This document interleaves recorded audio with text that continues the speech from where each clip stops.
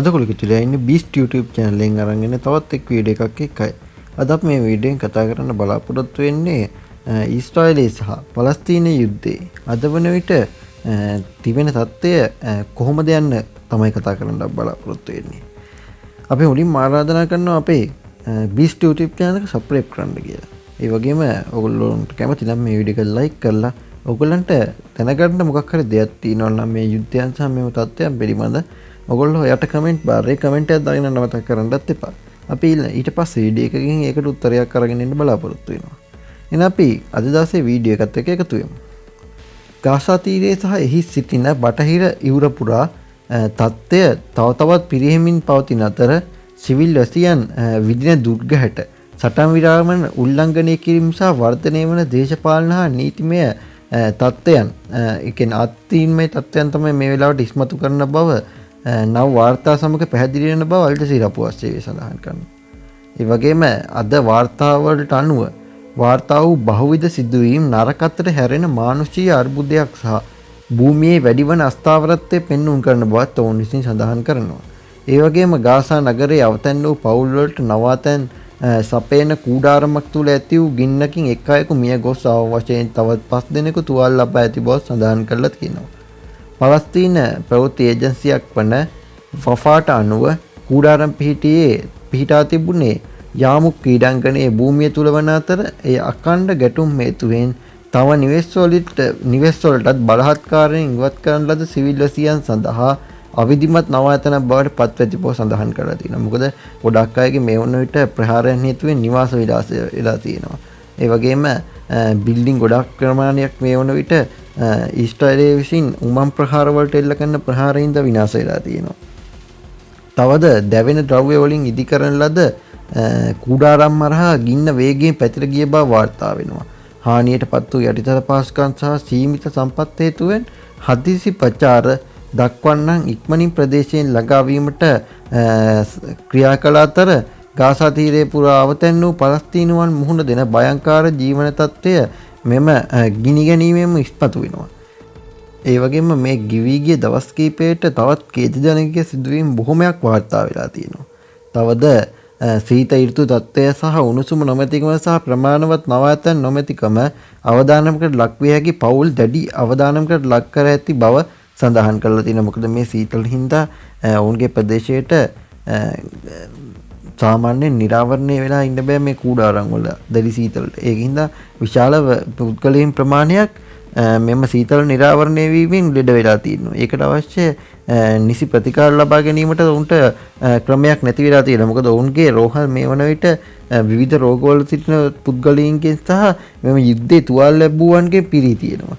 ඒකින්ද ගොඩාක් බොහොමයක් පුද්ගලයන් ඔවුන්ගේ යටිතල පහසුකම් නොමැතිකම සහ මෙම නිවාස නොමැතිකම නිසා විශාල අවදානමකට ලක් වෙලා තියෙනවා. මරණ කිහිපයකුත් මෙම ලෙඩවලින් මිය ගිය ප්‍රමාණයක් වාර්තා වෙනවා මෙම ශීත ඍතුව හින්දා. තවද මෙම යුද්ධය නිසා ඇති වූ මෙවැනි කඳවුරු වල සහන කණ්ඩායම් නැවත නැවතත් අනතුරු අඟවල තියෙනවා. අවතැන් වූ දරුවන් වැඩිහිටියන් සහ රෝගීන් විශේෂයෙන්ම සීතල ආශ්‍රිත රෝගවලට නිරාවරණය වන බවත් බ්ලැන්කට් ඉන්ධන සහ කාලගුණයට ඍතු දෙන නවාතැන් හිඟේ හේතුවෙන් මෙම මරණ සිදුවෙන බවත් සඳහන් කරලා තියෙනවා. තවද මේ අතර අඛණ්ඩ සටන් විරාමයක් තිබියදීත් හමුදා ක්‍රියාකාරකම් පිළිබඳ වාර්තා දිගටම පවතිනවා. සපා ප්‍රවෘත්ති ඒජන්සියට අනුව දකුණු ගාසා තීරයේ රෆාහි උතුරින් ඊශ්‍රායල අපාචි හෙලිකොප්ටරයක් වෙඩි තබා ඇති බවත් ඊශ්‍රායල හමුදා වාහන වලින් වෙඩි ප්‍රහාර දෙම ප්‍රදේශයේම වාර්තා වූ බවත් සඳහන් කරලා තියෙනවා.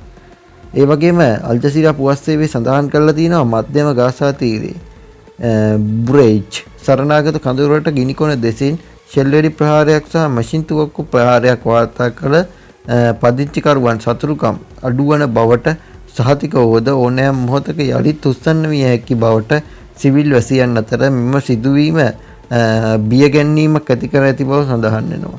ඒක මේ වන විට කටකතාවක් වගේම මෙන්න විශාල ආකාරයෙන් මිනිසුන් අතර මෙවැනි සිදුවීම් විශාල ප්‍රමාණයක් වාර්තා වෙලා තියෙනවා.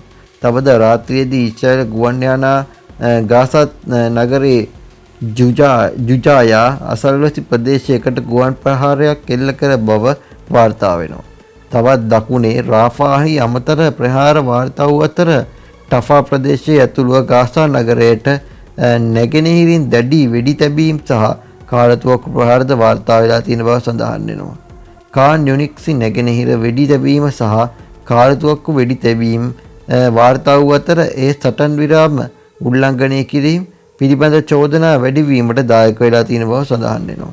තවද ඔක්තෝබර් 10 වන දින සටන් විරාමයේ ක්‍රියාත්මක වූ දාපිට නැවත එන පුළුල් රටාවකට කොටසක් බව ප්‍රාදේශීය මාධ්‍ය පවසනවා. ඒ වගේම පලස්තීන මූලාශ්‍ර වලට අනුව සටන් විරාම ගිවිසුම් නැවතත් උල්ලංඝනය කිරීම ලෙස ඔවුන් විස්තර කරන පරිදි අවම වශයෙන් පලස්තීනුවන් 415 දෙනෙකු මියගොස් 1150 දෙනෙකු තුවාල ලබා ඇති බව සඳහන් වෙනවා. තවද අල්ලාගෙන සිටින බටහිර කඳවුරේ ඊස්ට්‍රේල් හමුදා ජෙනින් නගරයේ පලස්තීන රතු කොංග්‍රස් සංගමයට අයත් ගිලන් රථයක් රඳවාගත් බව වාර්තා වෙනවා. රෝගියෙකු ප්‍රවාහනය කරමින් සිටියදී මාටල් කලීල් සුලයිමාන් රාජ්‍යයේ රෝහල් දොරටු අසල ගිලන් රථය නතර කර බව වෆා විසින් වාර්තා කරලා තියෙනවා. රෙඩ් ට්‍රෙන්ගස් පැවසුවේ රඳවා තබා ගැනීම හදිසි වෛද්‍ය ප්‍රතිකාර ප්‍රමාද කළ බවත් ගැටුම් කලාපල මානුෂීය සහ වෛද්‍ය ප්‍රවේශය සීමා කිරීම පිළිබඳ බරපතල කනස්සල්ලක් මතු කළ බවත්ය. අද මාධ්‍ය නිදහස දෙපාර්ශවයටම ලක්විය. තවද පලස්තීන මූල්‍යවේදීන්ගේ සින්ඩිකේට් නිවේදනය කළේ ඊස්ට්‍රායිල් හමුදා 2025 දී පලස්තීන මාධ්‍යවේදීන් 40 දෙනෙකු අත්අඩංගුවට ගත් බවයි. එම අත්අඩංගුවට ගැනීමේ දේශීය මාධ්‍ය ආවරණය නිහඬ කිරීමේ ක්‍රමානුකූල උත්සාහයක කොටසක් ලෙස මේ විස්තර කරලා තියෙනවා. තවද මාධ්‍යවේදීන් ලක්ක කර ගැනීම මහ ජනතාවගේ තොරතුරු දැන ගැනීමේ අයිතිය අඩපණ කරන බවත් ජාත්‍යන්තර මාධ්‍ය ප්‍රවේශයෙන් දැනටමත් කපා හැර ඇති ප්‍රදේශවලින් වාර්තා කිරීම තවදුරටත් සීමා කරන බවත් කණ්ඩායම අනතුරුවඟවල තියෙනවා. අග්‍රාමාත්‍ය බෙන්ජමින් නෙතන්යාහු අන්ත දක්ෂිණාර්ථක ජාතික ආරක්ෂක අමාත්‍ය ඉටමාර්වෙන් ඉක්විල් දූරයේ රැඳී සිටින්නේ මන්දයි පැහැදිලි කිරීමට අගමැති බෙන්ජමින් නෙතන්යාහු අපශ්‍ය විය යුතු බව නීතිපති ගාලි බහරෙව් මියාරා අධිකරණයේදී පැවසූ බව ඊස්ට්‍රේලිය දේශපාලන ආර්ථික තත්ත්වයන් උග්‍ර වී ඇති බව සඳහන් කරලා තියෙනවා. තවද ප්‍රදේශයෙන් සංවේදී නීතිය ක්‍රියාත්මක කිරීම සහ විමර්ශන කටයුතු වලදී පොලිස් මෙහෙයුම් වලට හදිසි ලෙස මැදිහත් වීමෙන් බෙන් ඉග්‍රීල් තම තනතුරු අනිසි ලෙස භාවිතා කළ බව නීතිවරයා චෝදනා කළේ. ඇගේ ප්‍රකාශයට අනුව බෙන් ඉග්‍රීල්ගේ හැසිරීම පොලිස් ස්වාධීනත්වයේ මූලිකමය නැවතත් උල්ලංඝනය කරන අතර ඊස්ට්‍රේලිය පුවත්පතක් වන හාරෙට්ස් විසින් වාර්තා කරන ලද පරිදි මූලික ප්‍රජාතන්ත්‍රවාදී සම්මතයන් නඩපන කරන බව සඳහන් කරලා තියෙනවා. තවද ප්‍රජාතන්ත්‍රවාදී සම්මතයන් නඩපන කර අතර අත්පත් කරගත් බටහිර යුරේ පිහිටි ඊබ්‍රහම් පල්ලි සම්බන්ධයෙන් හබොන් නගරයේ සභාවට ඇති අධිකරණය ඉවත් කිරීමට ඊස්ට්‍රේලිය ගත් තීරණය පලස්තීන විදේශ අමාත්‍යාංශය හෙලා දුටුවේ. පල්ලියේ මළුව වහලය ඉදිකිරීමට සැලසුම් කරන ඊස්ට්‍රේලිය බලධාරීන්ට සැලසුම් කිරීම සහ ඉදිකිරීමේ ශක්තිය පැවරීම භයානක උත්සාහයන් කිරීමට ජාත්‍යන්තර නීතිය උල්ලංඝනය කිරීම බව අමාත්‍යවරයා විසින් පවසලා තියෙනවා.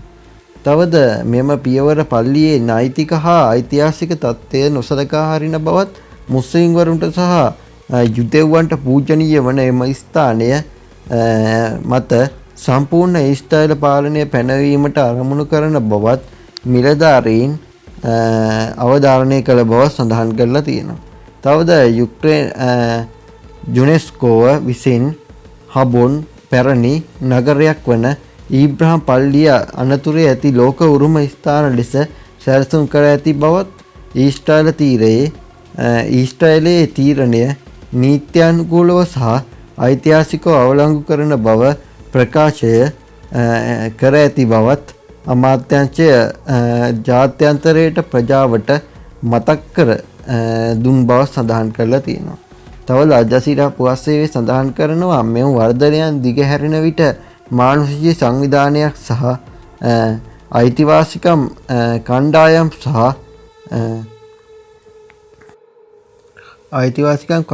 ගාසා තීරයේ සහ බටහිර යුරේ සිදුවන ප්‍රචණ්ඩත්වය දේශපාලන කැළඹීම් සහ ගැඹුරු වන මානුෂීය දුෂ්කරතා මැද්දේ සිවිල් වැසියන් විශේෂයෙන් ළමයින් දරුණුම මෙම ප්‍රතිපාකවල ගෙවන බව සඳහන් කරලා තියෙනවා.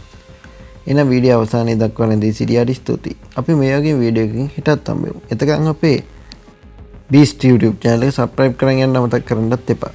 අපි මේ වගේ වීඩියෝ එකකින් හිටත් හම්බෙමු. එතකන් goodbye.